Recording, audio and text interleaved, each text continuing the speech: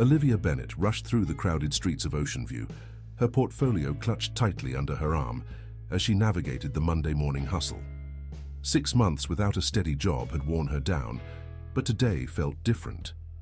The prestigious Westwood Elementary School had finally called her for an interview, offering hope that her career as an art teacher might be revived. "Please don't leave yet," she muttered, catching sight of the bus approaching the stop half a block away. Quickening her pace, she felt the coastal breeze tousle her chestnut hair, as the smell of salt water and coffee from nearby cafes filled the air. Ocean View was a picturesque coastal town in Massachusetts, known for its vibrant art scene and annual summer arts festival that transformed the sleepy community into a bustling hub of creativity. As Olivia reached the bus stop, panting slightly, from her sprint, something caught her eye. A rich brown leather messenger bag sitting abandoned on the bench. She glanced around, seeing only strangers rushing past, no one seeming to have noticed the forgotten item. "Excuse me," she called out to a middle-aged woman checking her watch. "Is this your bag?" The woman shook her head and hurried onto the arriving bus. Olivia hesitated, watching as the vehicle's doors began to close. "Wait," she called, waving frantically at the driver. But it was too late. The bus pulled away from the curb, carrying with it her chance at the Westwood interview. "Great, just great," she sighed, checking her watch. The next bus wouldn't arrive for another 30 minutes, making her hopelessly late. Her mother's voice echoed in her mind. "Art isn't a real career, Liv. You need something stable." Dropping onto the bench beside the abandoned bag, Olivia fought back tears of frustration. 6 months of rejection letters, temporary positions, and her savings dwindling to almost nothing. Now this. The leather bag seemed to beckon to her. Perhaps there was identification inside. She could at least do one good deed today. Opening the clasp, she peered inside and found a sleek smartphone, a leather-bound portfolio, and various documents that looked important. Among them was a simple business card with the name Ethan Blackwood and a phone number. Without hesitation, Olivia pulled out her own worn phone and dialed. "Blackwood," a deep voice answered after just one ring, sounding both authoritative and anxious. "Hi, my name is Olivia Bennett," she began, suddenly feeling nervous. "I found your messenger bag at the bus stop on Harbor Street. I opened it just to find your contact." "You found it?" The voice sounded instantly relieved. "I've been looking everywhere. That bag contains extremely important documents I need for a meeting in..." There was a pause. 40 minutes. "I can bring it to you," Olivia offered, glancing again at her watch. The Westwood interview was clearly not happening now anyway. "I'd be incredibly grateful," the man replied. "Can you meet me at Harborside Cafe in 15 minutes? It's on..." "I know where it is," Olivia said. Everyone in Ocean View knew the upscale cafe overlooking the marina, where local artists often displayed their works. "Perfect, I'll make it worth your time, I promise." 20 minutes later, Olivia pushed open the glass door of Harborside Cafe, the messenger bag securely tucked under her arm alongside her portfolio. The cafe was bustling with morning patrons, business people in suits, tourists admiring the local artwork adorning the walls, and a few artists sketching while sipping their lattes. A tall man in an impeccably tailored navy suit stood as soon as she entered, his eyes finding the messenger bag immediately. His expression shifted from tension to relief. "Miss Bennett?" he asked, extending his hand. "Ethan Blackwood. Thank you for coming." Up close, Ethan Blackwood was intimidatingly polished, salt and pepper hair styled perfectly, strong jawline, and piercing blue eyes that seemed to assess everything they landed on. Olivia suddenly felt underdressed in her simple blouse and pencil skirt. "It's no problem," she replied, handing over the bag. "I hope everything's still inside." Ethan quickly examined the contents, then nodded with satisfaction. "Everything's here, thankfully." He gestured to the chair across from him. "Please join me for coffee, it's the least I can do." As Olivia sat down, her gaze drifted to the painting hanging on the wall behind Ethan. A stunning seascape with unusual techniques that blended impressionism with more contemporary elements.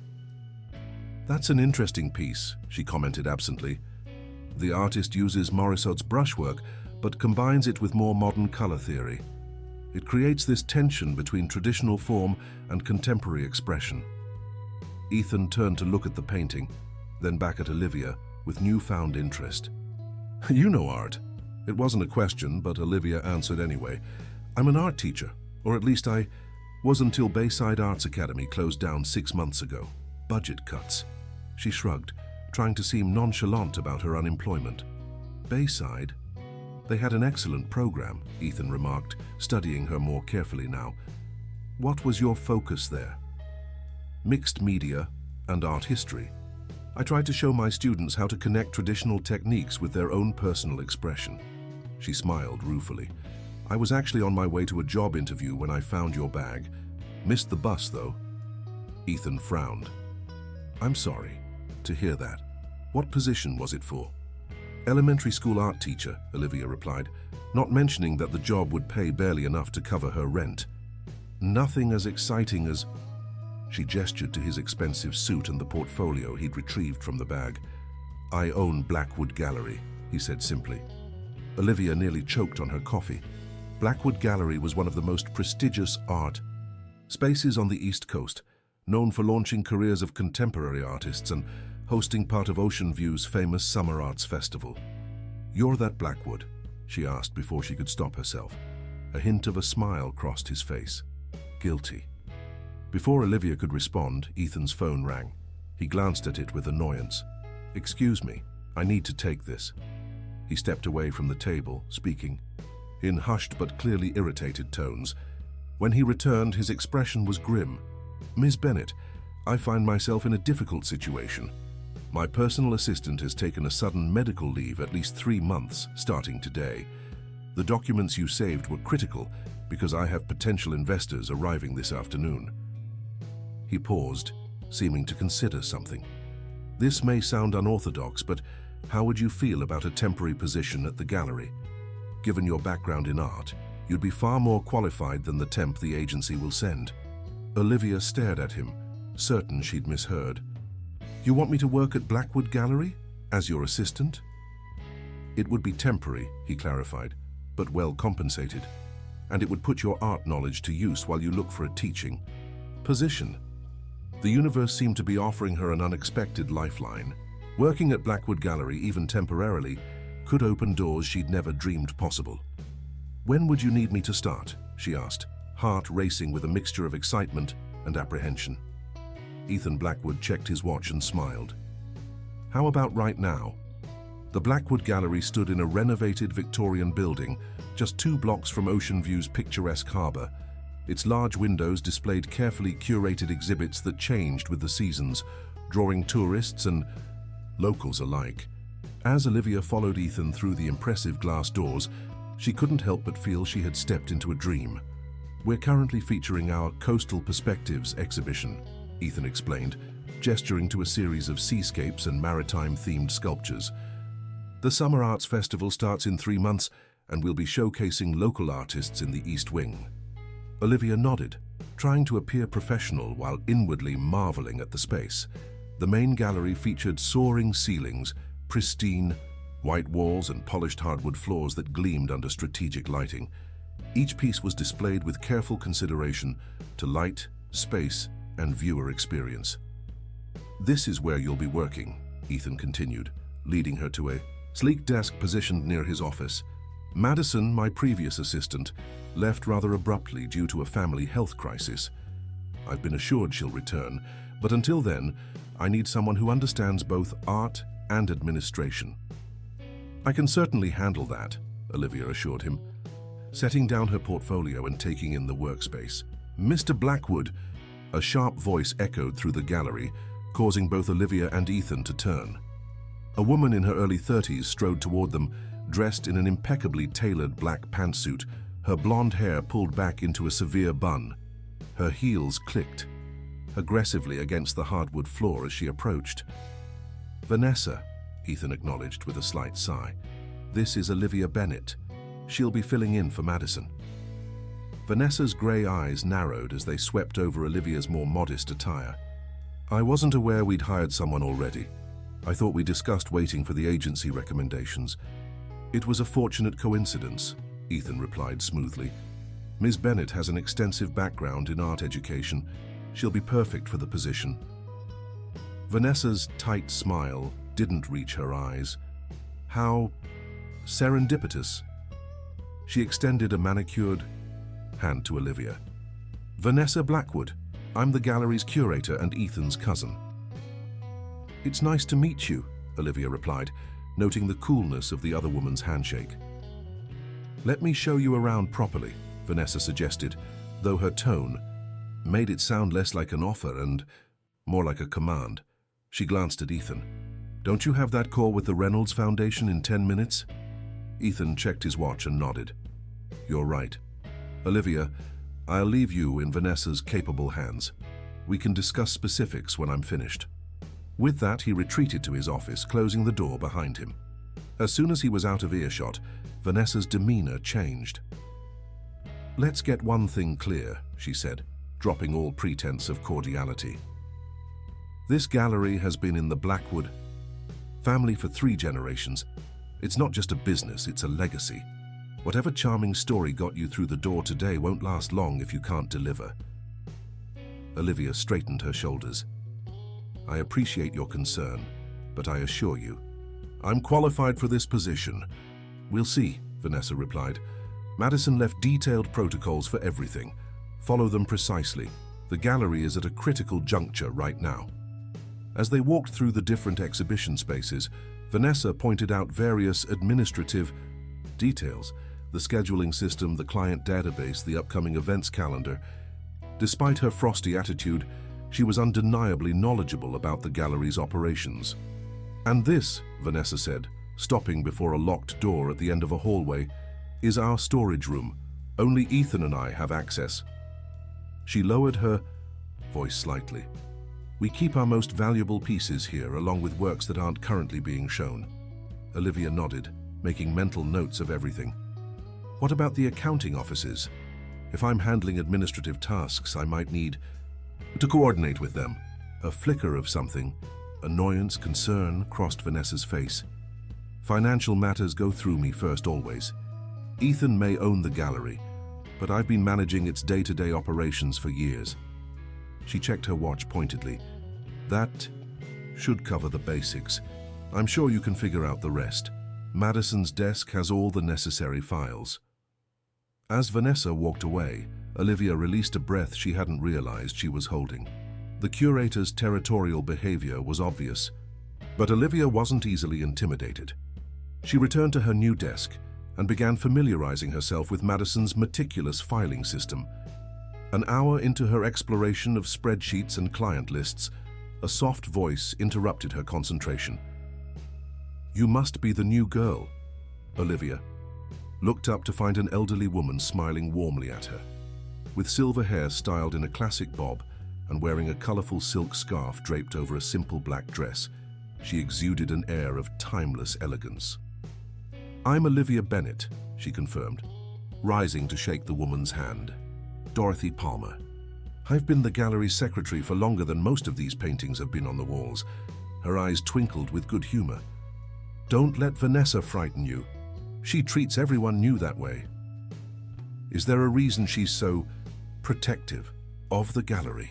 Olivia asked carefully. Dorothy lowered her voice. "Vanessa always expected to inherit the gallery someday, but Ethan's aunt Eleonora, who owned it before him, left it entirely to Ethan 5 years ago. Vanessa received a generous trust fund, but not what she really wanted." She straightened a stack of catalogs on the desk. "Between you and me, those two have very different visions for Blackwood. Ethan wants to preserve its artistic integrity. Vanessa sees dollar signs." "That explains the cold reception," Olivia murmured. "Just watch your back, dear," Dorothy advised.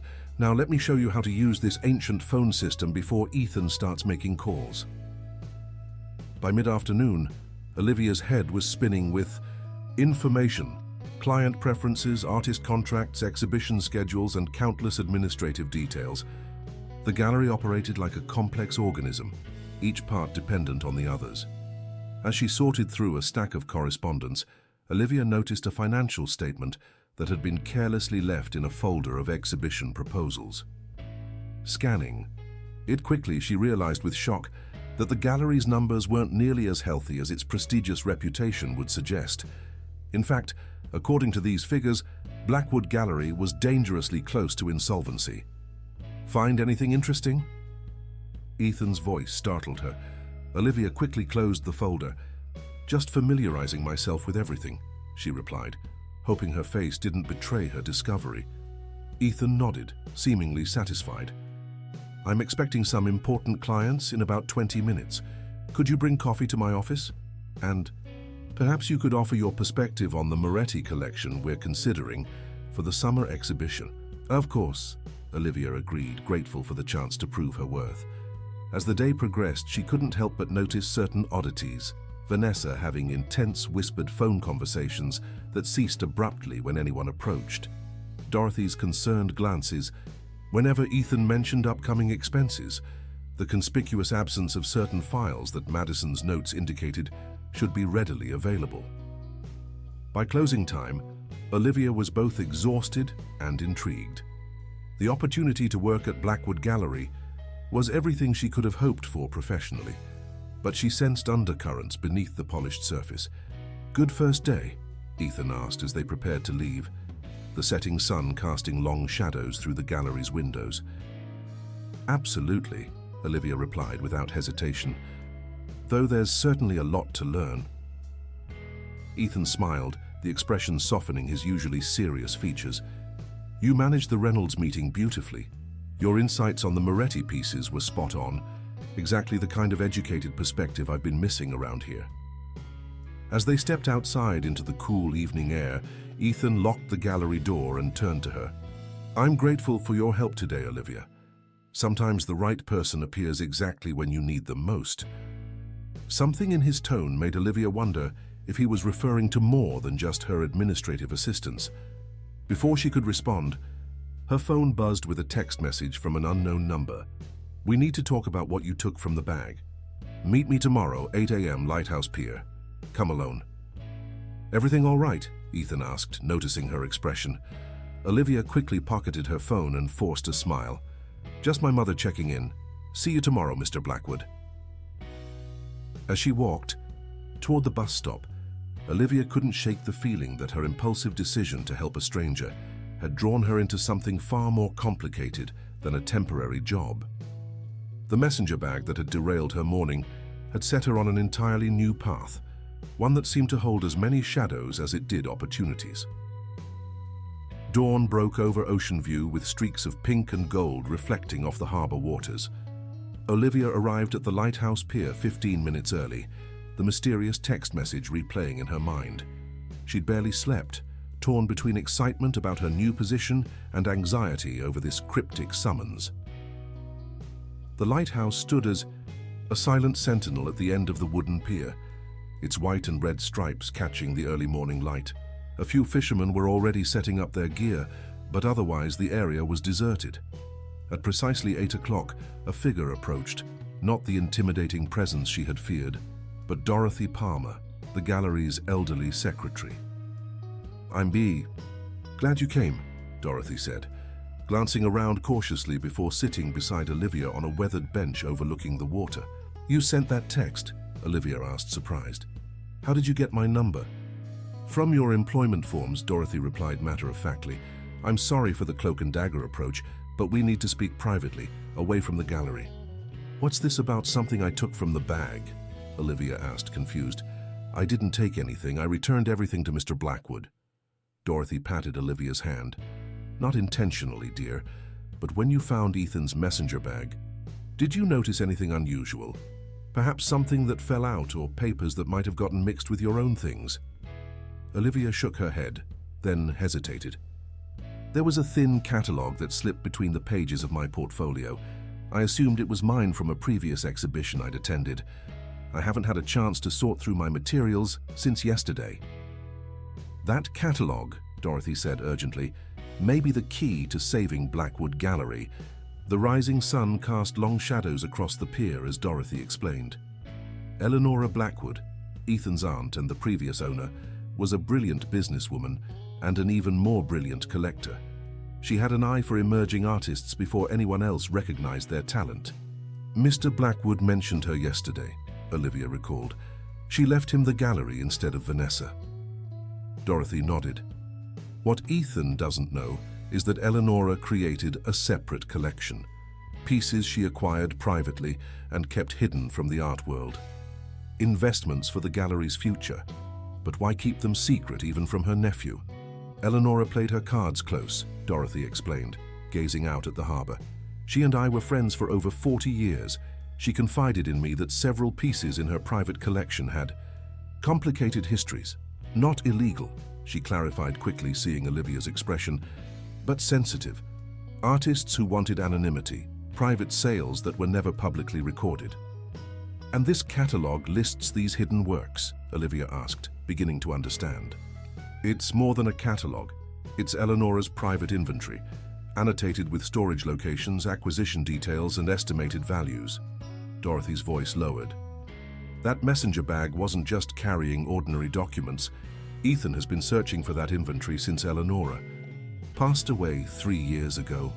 Olivia frowned. But why wouldn't she simply tell him about this collection before she departed? Dorothy supplied gently. Eleonora had a stroke very suddenly. She never had the chance to share her final secrets. She sighed. The truth is, Blackwood Gallery is in serious financial trouble. The recession hit the art market hard, and several major investments went south. Ethan has been keeping the gallery afloat with his personal funds, but those are nearly exhausted. I saw a financial statement yesterday, Olivia admitted. The numbers didn't look good. They're worse than they appear, Dorothy confirmed grimly. Without a significant infusion of capital, Blackwood won't survive until the summer festival. The implications were clear, and Vanessa knows this. Oh yes, she's been pushing Ethan to sell to Artemis Global, a corporate conglomerate that buys cultural institutions and turns them into profit-centered commercial spaces. Dorothy's displeasure was evident. They would gut the gallery's artistic integrity, focus solely on commercially viable artists, and eliminate the educational programs Eleonora valued so highly.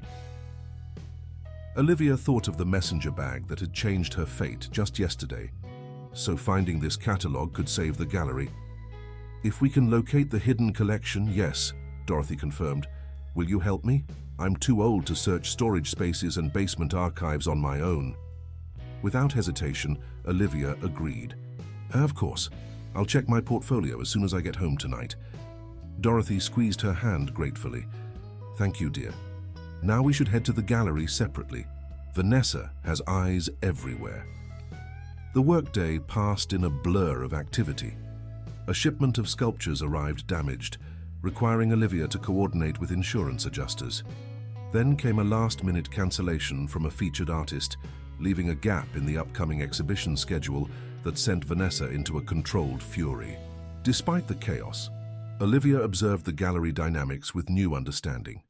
She noticed how Vanessa monopolized conversations with wealthy visitors, steering them toward commercially successful artists rather than emerging talents. She caught the calculating looks Vanessa directed at various spaces, as if mentally redesigning them already. Most revealing was a tense exchange she overheard between the cousins when they thought they were alone. The Artemis offer expires at the end of the month, Ethan, Vanessa had insisted. We can't afford sentimentality.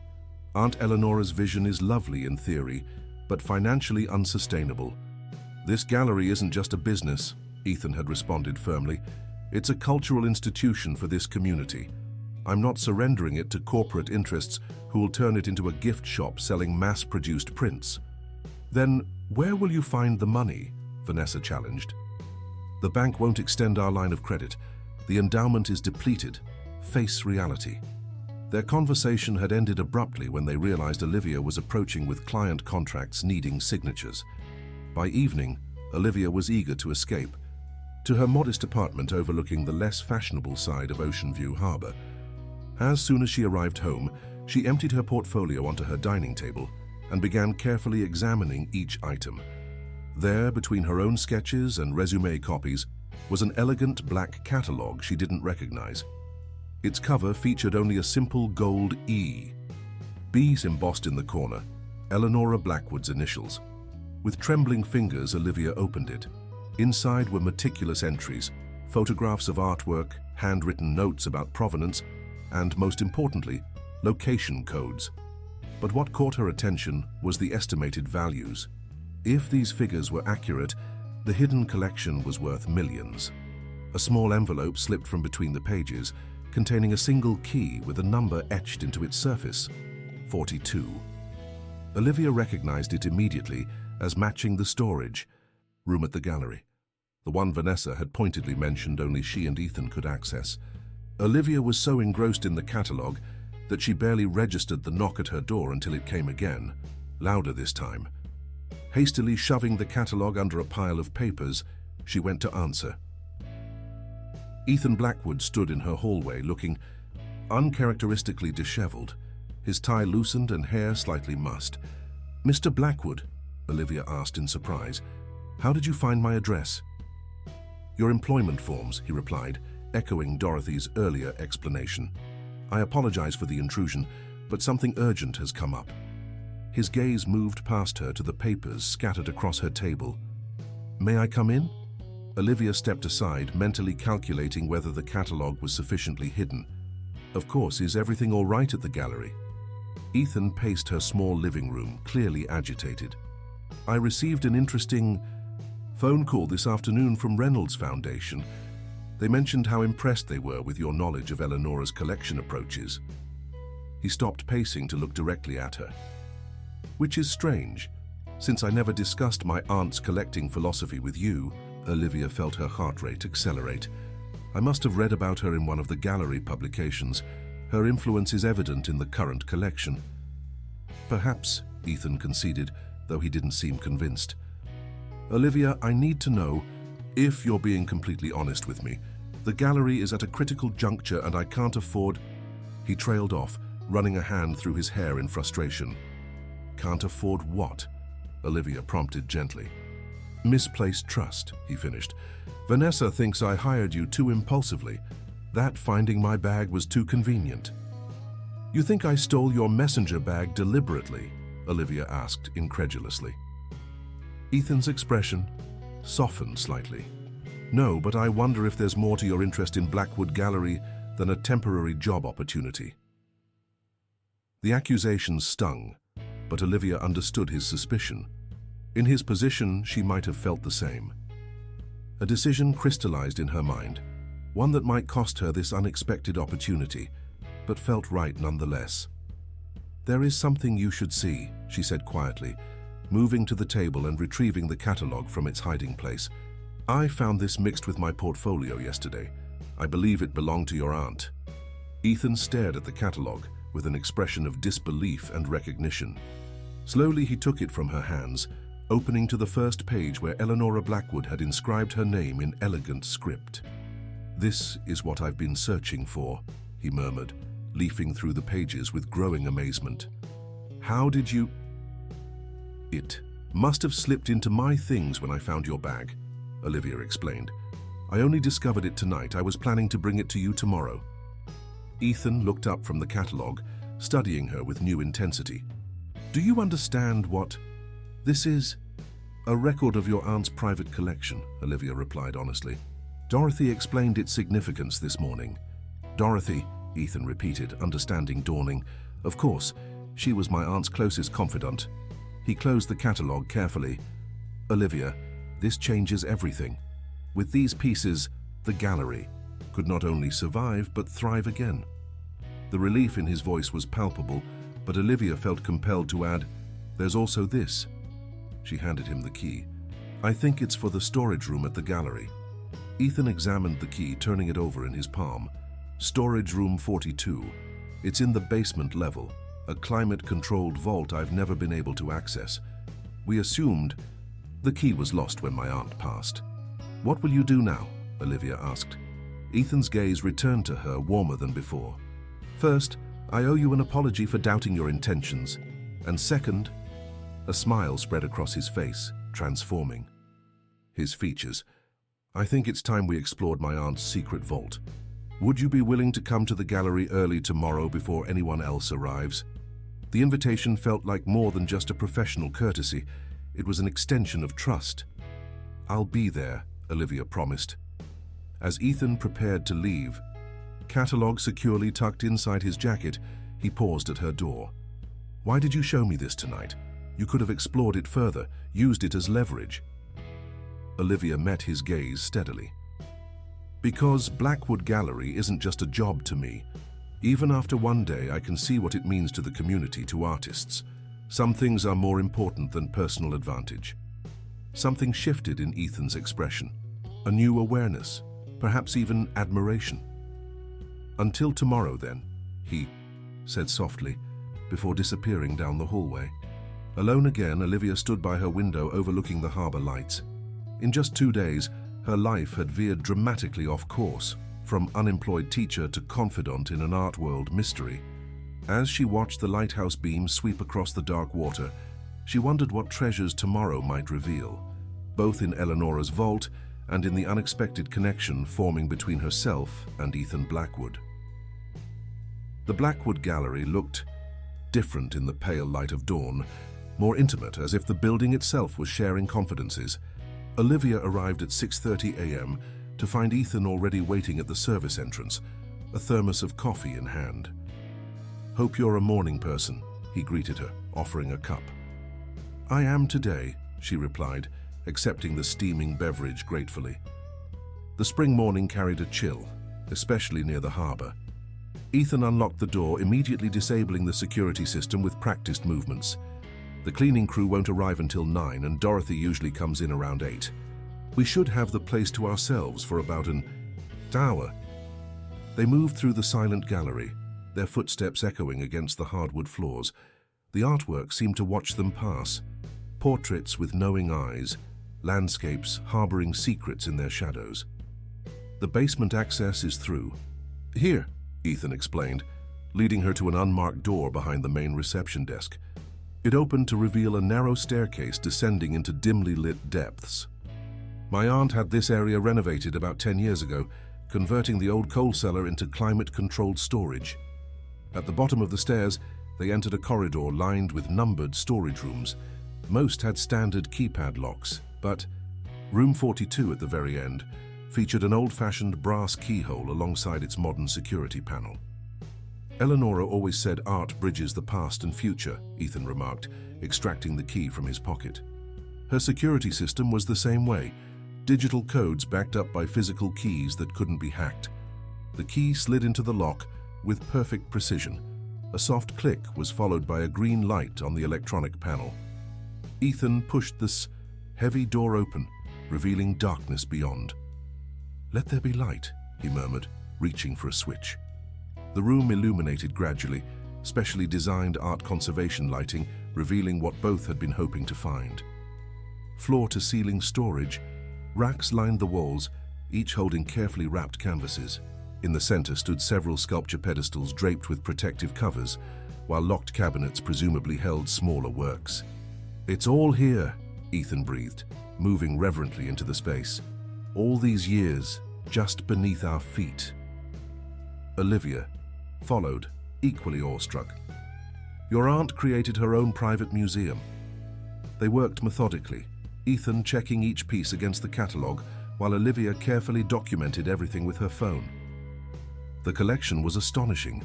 Early works from artists who had later become celebrated, experimental pieces from established masters, and even several works from reclusive creators whose art rarely appeared on the market. This Caldwell painting, she alone could fund the gallery operations for a year, Ethan noted, carefully examining a vivid abstract canvas. "And this," he gestured to a small bronze sculpture, "is a previously unknown Rivera. The provenance notes say she acquired it directly from the artist's estate." As they progressed through the vault, a pattern emerged in Eleanora's collecting strategy. She had specifically sought artists at pivotal moments in their careers, when their work was evolving but before the market had recognized their new direction. "Your aunt wasn't just collecting art," Olivia observed. "She was documenting artistic transformation. These pieces capture moments of change, Artists taking risks, finding new voices. Ethan looked up from the catalogue, studying Olivia with renewed interest. That's exactly right. Eleonora believed. Those transition points revealed the most about an artist's true vision. He smiled wryly. She applied the same philosophy to people. She always said we're most authentic when we're in the process of becoming something new. The words resonated with Olivia's own situation, her unexpected career pivot from teacher to gallery assistant, this new world opening before her. There's something else here, Ethan called, examining a large flat file drawer. Inside lay not artwork, but documents, hundreds of them meticulously organized in acid-free folders. Correspondence with artists, Olivia noted, examining one file, and these looked like journal entries. Ethan picked up a leather-bound book, its pages covered with Eleonora's distinctive handwriting. My aunt's diary. She documented everything about the gallery, her collecting philosophy, her vision for Blackwood's future. As he leafed through the journal, a folded document slipped out, legal in nature, with Blackwood Gallery letterhead. This is unexpected, Ethan said, his expression growing serious as he read. It's an addendum to her will, witnessed and notarized, but never filed with her attorney. He looked up, his eyes troubled.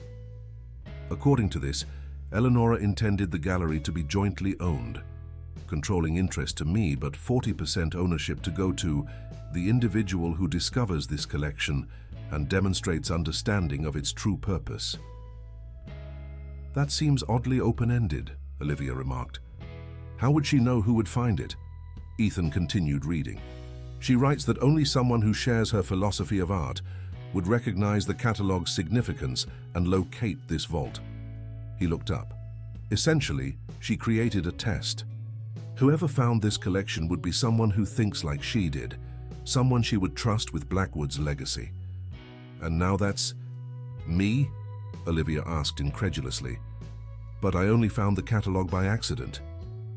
Ethan shook his head slowly. My aunt didn't believe in accidents. She thought seemingly random. Events often reveal deeper patterns. He carefully refolded the document. I'll need to have our attorney review this, of course, but it appears legal. Eleonora was thorough in everything she did. Before Olivia could respond, a sound from the hallway froze them both. Footsteps approaching the open vault door. I thought I might find you here. Vanessa's cool voice preceded her into the room. She paused in the doorway, taking in the scene with narrowed eyes. So the rumors were true. Aunt Eleonora's secret collection actually exists. Her gaze shifted to Olivia. And somehow our new assistant led you right to it. How convenient. It's not what you think, Vanessa, Ethan began. Isn't it? Vanessa interrupted, stepping into the vault. You've been searching for this for 3 years with no success. Then she appears. She nodded toward Olivia. And within 2 days, miraculously, discovers the collection that could save the gallery from Artemis Global. Did you never question the timing? I found the catalogue by accident, Olivia stated firmly. It was mixed up with my portfolio when I found Mr. Blackwood's messenger bag. A bag that contained confidential documents about our financial situation, Vanessa added pointedly. Documents you had ample time to examine before returning them. Ethan stepped forward. That's enough, Vanessa. Olivia has been nothing but honest. If not for her, we might never have found this collection. And you're just going to trust her? Vanessa asked incredulously. For all you know, she could have been planted by Artemis Global to gather insider information. They've been circling us for months. The accusation hung in the air. Olivia saw doubt flicker across Ethan's face, just briefly but unmistakably there. I'm not working for anyone, Olivia stated calmly, though her heart raced. I'm an art teacher who found a lost bag and returned it. Everything that's happened since has been unexpected. Check her background, Vanessa suggested to Ethan, her voice silky with insinuation. Verify her employment history, see if there's any connection to Artemis or their subsidiaries. She turned her attention to the collection surrounding them. Meanwhile, we should secure these works. If they're as valuable as they appear, they represent our best leverage in negotiations. Negotiations? Ethan repeated. There won't be any negotiations. With this collection, we don't need to sell to Artemis or anyone else. Vanessa's smile didn't reach her eyes. You're assuming these pieces have clean provenance and can be sold legitimately. Aunt Eleonora was notoriously creative in her acquisitions. We should have everything authenticated and appraised before making decisions. It was a reasonable suggestion, but delivered with such calculation that Olivia immediately sensed an ulterior motive.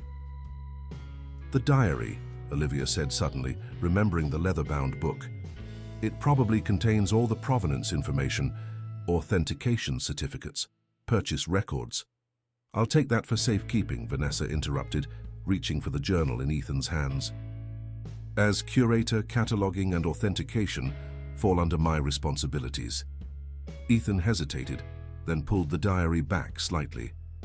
I think we should review it together, as a family matter. Something dangerous flashed in Vanessa's eyes. Of course, she agreed, her tone artificially light. Family first, as Aunt Eleonora always said, though I wonder if she would consider your new protégé family yet. She checked her designer watch. The gallery opens in 2 hours. We should move this conversation upstairs. I've taken the liberty of calling our attorney to join us at 9. As they secured the vault and climbed back to the main floor, Olivia felt a shift in the atmosphere.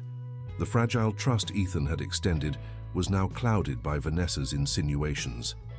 Even Dorothy's warm greeting when they emerged seemed cautious, her eyes darting questioningly between the three of them. I found it, Dorothy, Ethan told her quietly. Eleanor's collection was exactly where she said it would be. Dorothy's eyes filled with emotion. Thank goodness, she would be so pleased. Her gaze moved meaningfully to Olivia, and proud of who helped bring it to light. Throughout the morning, Olivia tried to focus on her work, but found herself increasingly isolated.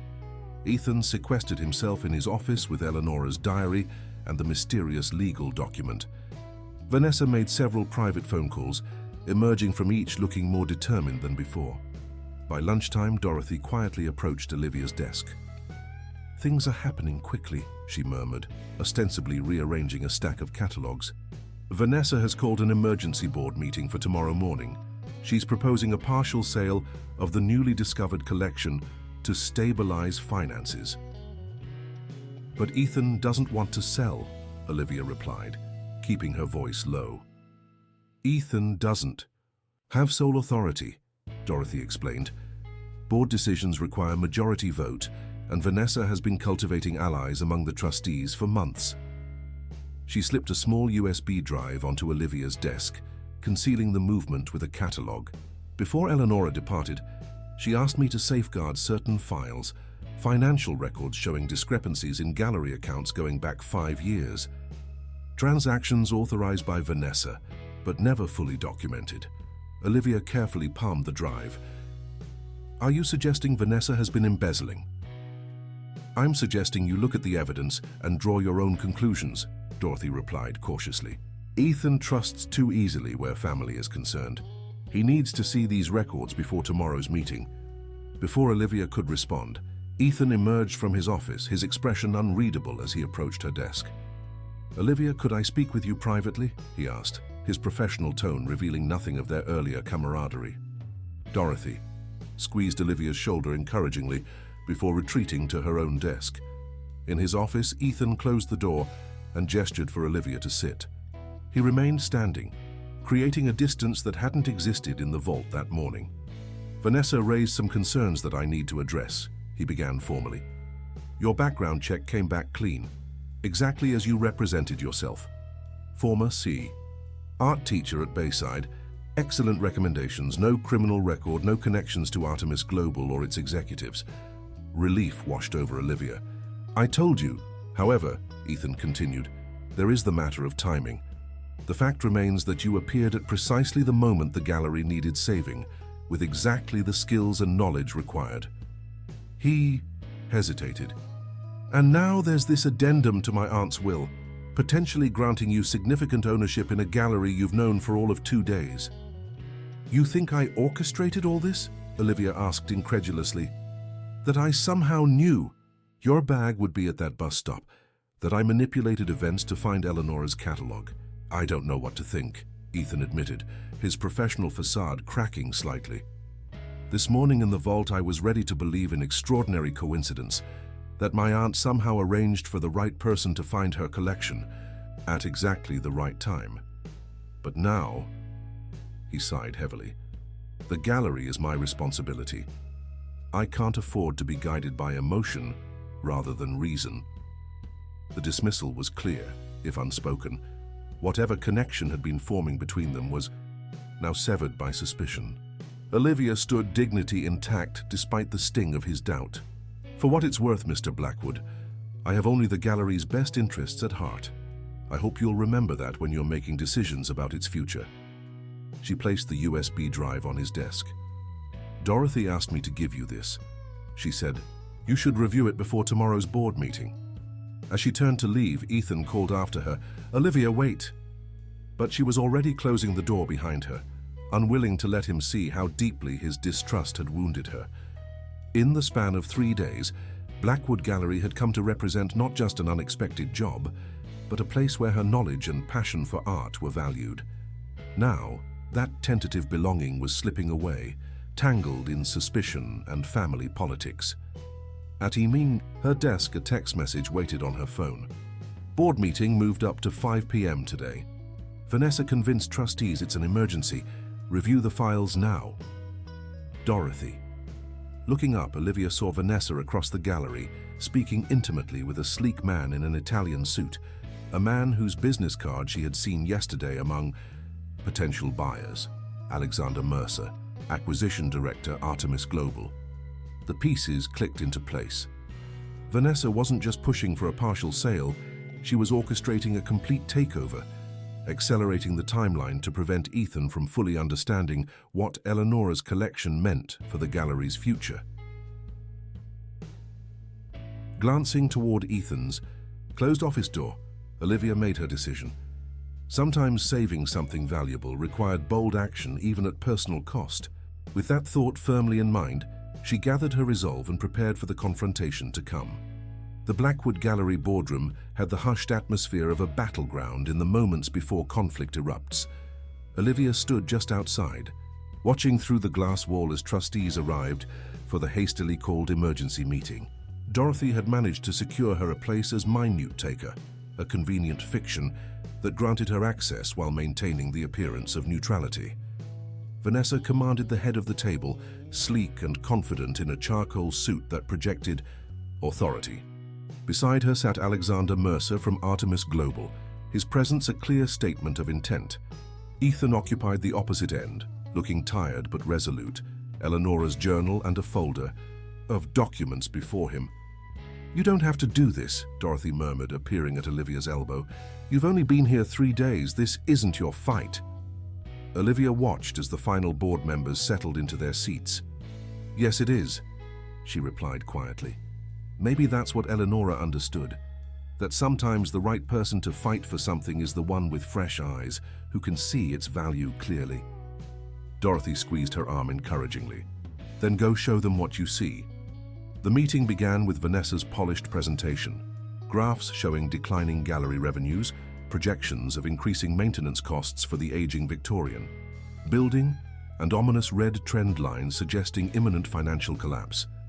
The discovery of Aunt Eleanora's private collection presents an opportunity, Vanessa concluded smoothly. By selling select pieces to Artemis Global, we secure not only immediate capital, but also a powerful corporate partner with international reach. And what happens to the gallery itself? One trustee asked. Alexander Mercer leaned forward. Artemis would maintain the Blackwood name and legacy, he assured them, his voice practiced and persuasive. We specialize in optimizing cultural institutions while honoring their heritage. We envision a more accessible Blackwood, with expanded retail opportunities, corporate event rentals, and commercially viable exhibitions. Commercially viable meaning whatever sells to tourists, Ethan interjected, speaking for the first time. Not emerging artists, not experimental work, not educational programs. Those are luxuries, Ethan, Vanessa countered. Luxuries we can no longer afford. The gallery is 3 months from bankruptcy. Is it? Ethan's question hung in the air. as he opened the folder before him. Because according to these financial records, significant gallery funds have been diverted over the past 5 years into accounts controlled by Vanessa Blackwood, approximately $1.2 million in total. A stunned silence fell over the room. Vanessa's composure slipped momentarily before she recovered. "That's absurd. Where did you get such fabricated information?" "From Eleonora herself," Ethan replied. "She suspected financial irregularities before her stroke and began quietly documenting them. Dorothy preserved her findings." He slid financial statements across the table. "These funds were allegedly used for special acquisitions, yet no such artwork ever entered the gallery's collection." Vanessa's eyes darted to Mercer, who subtly created distance between them by shifting his chair back. "These are serious allegations," he remarked carefully. "Artemis would need to conduct its own financial audit before proceeding with any agreement." "There won't be an agreement," Ethan stated firmly. "Not today, not ever." He opened Eleonora's journal. "My aunt's diary makes her intentions for the gallery crystal clear. Blackwood was never meant to be a commercial enterprise, but a living laboratory for artistic development." His gaze swept the room. "And she left specific instructions for how her private collection should be used." Vanessa's laugh held an edge of desperation. "You can't possibly afford to maintain the gallery without selling at least part of that collection. Even without my alleged diversions, our operating costs exceed revenues." "That's where our new approach comes in," Ethan replied, nodding to Olivia, who entered with her laptop and presentation materials. Taking her position at the center of the room, Olivia felt a momentary flutter of nerves before finding her teacher's voice, the one that had commanded classrooms and inspired students. "The Blackwood collection's true value isn't just financial," she began, projecting images of key pieces from Eleonora's vault. "It's curatorial. These works tell a unique story about artistic transformation, moments when established artists took risks or emerging talents found their voice." She advanced through her carefully prepared slides. "Based on Eleonora's notes, I've developed a rotating exhibition concept, Moments of Becoming, showcasing these pivotal works alongside current artists experiencing similar creative transitions." The trustees leaned forward, engaged by the concept. "Rather than selling these masterpieces," Olivia continued, "we use them as anchors for limited-run exhibitions that travel to partner institutions. Admission fees, corporate sponsorships, and educational programs built around these exhibitions create sustainable revenue without sacrificing a single work." She presented financial projections showing how this approach could generate steady income while preserving the collection intact. "Additionally, we established the Eleonora Blackwood Foundation for Artistic Transition, a residency program supporting artists at pivotal career moments. Funded by grants, we're uniquely positioned to secure with this collection as our foundation." "This is fantasy," Vanessa interrupted. "Pretty concepts with no practical application. We need immediate solutions, not idealistic dreams." "Actually," a soft voice interjected from the doorway, "it sounds exactly like what my mother would have wanted." All heads turned to see an elegant woman in her 60s entering the boardroom, supported by a carved wooden cane. Despite her obvious physical frailty, her presence commanded the room immediately. "Margaret," Ethan said, rising quickly to offer his arm to the newcomer. "I didn't know you were in town." "Eleonora's daughter," Dorothy whispered to Olivia. "She lives in Europe, rarely involves herself in gallery matters." Margaret Blackwood settled into a chair between Ethan and Olivia. "When Dorothy called about Eleonora's collection being found, I took the first flight from Florence." Her gaze settled on Vanessa, who had gone noticeably pale. "I'm particularly interested in these financial discrepancies, since I'm still technically a signatory on several gallery accounts."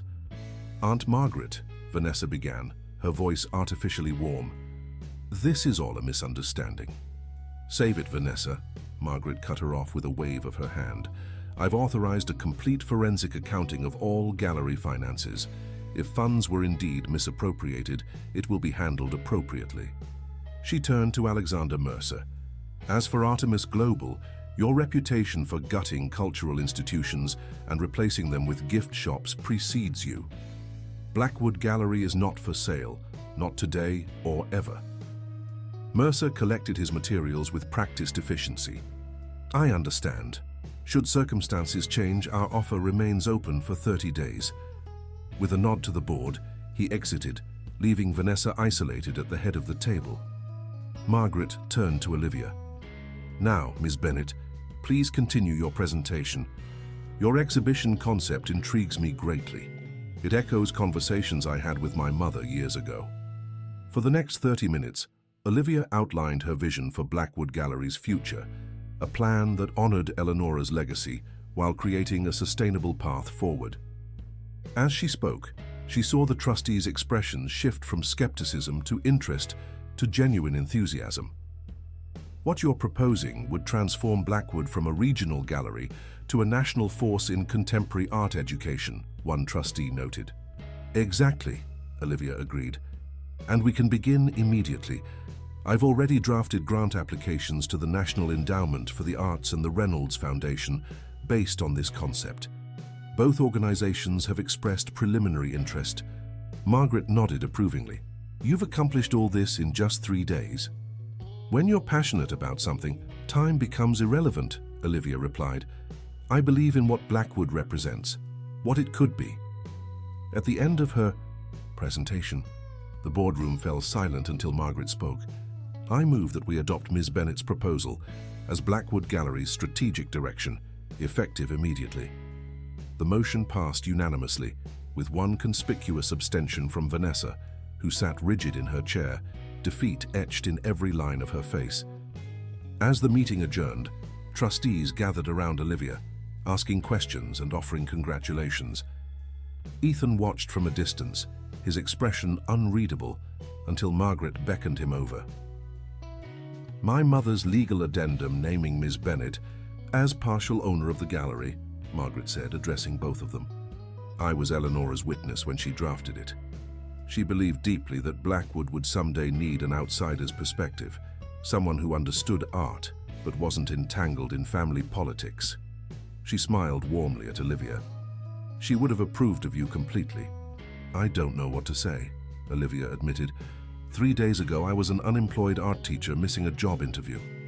And now you're the creative director of Blackwood Gallery, Margaret replied. If you accept, of course. Ethan finally spoke. It would be a permanent position, with the 40% ownership stake exactly as my aunt intended. His professional tone couldn't quite mask the emotion beneath. The gallery needs your vision, Olivia. We'll need to discuss the details, Margaret added, but first I believe some privacy is in order. With remarkable perception, she guided the remaining trustees from the room, leaving Ethan and Olivia alone. The silence stretched between them until both spoke at once. I should apologize, Ethan began. I understand why you, Olivia started. They both stopped, then smiled tentatively at each other. Ladies first, Ethan offered. Olivia took a deep breath. I understand why you doubted me. The circumstances were suspicious, and you have a responsibility to protect this place. That's no excuse, Ethan countered. I let Vanessa's insinuations cloud my judgment when my instincts were telling me to trust you. He moved closer. The truth is, from the moment you commented on that painting in the cafe, something shifted. It wasn't just your knowledge of art. It was your passion for it, the way you see meaning where others see only technique or market value. That's what drew me to teaching, Olivia admitted, helping others see beyond the surface to the story each artwork tells. And now you can do that here, on a much larger scale. Ethan gestured to the gallery beyond the boardroom windows, where the evening sun cast long shadows across the exhibition spaces. If you want to, that is. The question hung between them, professional on the surface, but carrying deeper currents. They both recognized. I do, Olivia replied simply, but not just as creative director. She met his gaze directly. If I'm going to be 40% owner of Blackwood Gallery, I want a real partnership, equal input on decisions, shared vision for its future. I wouldn't have it any other way. Ethan agreed, his formal demeanor finally melting into the warmth she'd glimpsed in her apartment the night before. Partners, then? He extended his hand, but the gesture felt insufficient for the moment.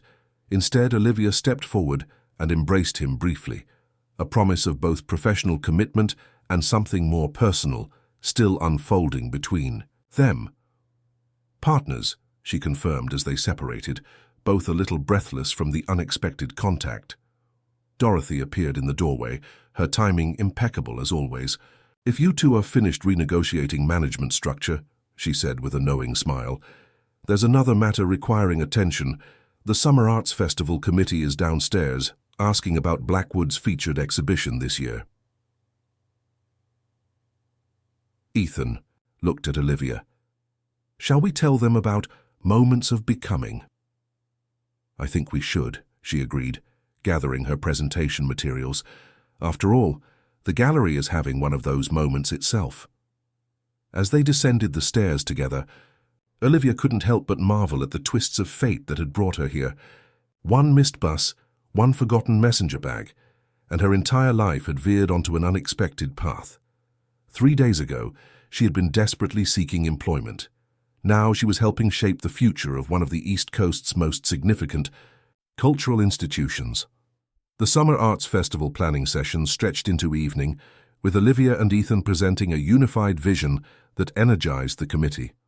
As the last members departed, the gallery fell quiet, bathed in the gentle glow of security lighting. I never properly thanked you, Ethan said, as they stood in the main exhibition space, surrounded by the art that had brought them together. For finding the messenger bag? Olivia asked. For seeing Blackwood's potential when I was losing faith in it, he corrected. Sometimes it takes fresh eyes to recognize what's been there all along.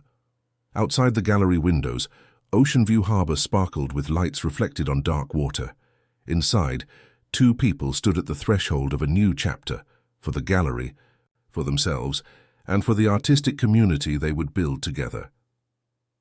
8 months later, as the Summer Arts Festival reached its triumphant conclusion, Olivia stood before a special exhibition case in Blackwood's main hall. Inside, displayed like the treasure it had proven to be, sat a rich brown leather messenger bag, the unexpected messenger that had delivered her to exactly where she was meant to be. Beside it, a small plaque read, "The most profound transformations often begin with the smallest moments of chance. This messenger bag, forgotten at a bus stop on a Monday morning, led to the rediscovery of Eleanora Blackwood's secret collection and a new chapter in the gallery's history. Sometimes, the universe delivers exactly what we need, exactly when we need it." Ethan appeared at her side, sliding his hand into hers with the easy familiarity that had developed between them over months of shared work, shared vision, and, gradually, shared lives. "Ready for the board meeting?" he asked. "Your education initiative proposal is first on the agenda." "Born ready," Olivia replied with confidence that would have astonished her former self, the anxious art teacher rushing to make a bus she was destined to miss. Together, they walked toward the boardroom, their steps in perfect rhythm, like artists who had found their collaborative voice. Behind them, bathed in carefully calibrated light, the messenger bag remained, a humble artifact that had, like the best works of art, transformed those who encountered it in ways they never could have imagined.